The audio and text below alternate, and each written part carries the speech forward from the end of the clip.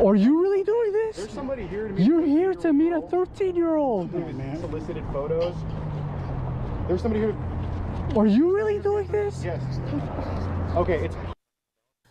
All right, that clip you just watched is from a YouTube video posted by CC Unit. The whole video lasts nearly 55 minutes, in which two YouTubers set up an attempt to catch a person they say tried to meet up with a 13-year-old in Bakersfield. Law enforcement telling 23 ABC the video's content is under investigation, but as of now, no arrests have been made. Because of that, we've chosen not to identify the man in the video, of course. 23 ABC's Veronica Morley is taking us behind the scenes of that vigilante operation.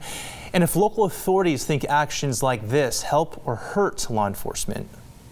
You initiated a conversation with a 13-year-old knowing she was 13, yes or no? Went on that same 13-year-old account and messaged him as a fan saying, hey, I love your YouTube. And he's like, oh, thanks. And we just liked his comment. That's it.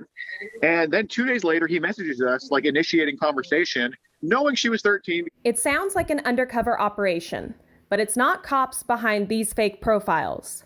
They're the creators of the YouTube channel CC Unit, which stands for Creep Catching. The group posts dozens of videos just like this one, where they posed as a 13-year-old online and met up with a person they were talking with, which they say took place here in Bakersfield. What we do is we tell every predator we live where they're from. Because I have arrests in Los Angeles.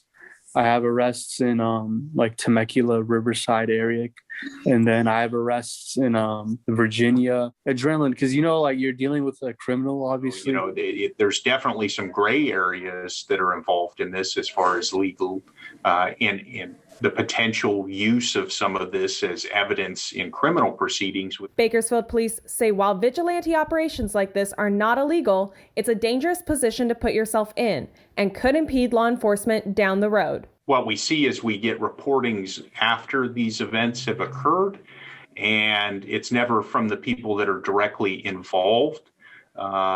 And so that creates problems with the obtaining of all of the information. They say impede on their investigations. There is no we do, me and Ghost respectively have caught combined over 300 predators.